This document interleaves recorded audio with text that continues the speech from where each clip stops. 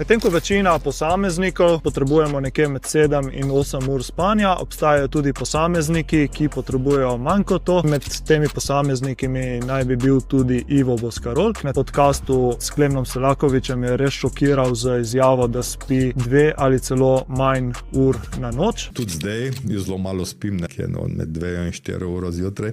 Ja, jaz grem spat nekje malo pred 2 in ob 4 sem že na mailih, tako da 2 uri.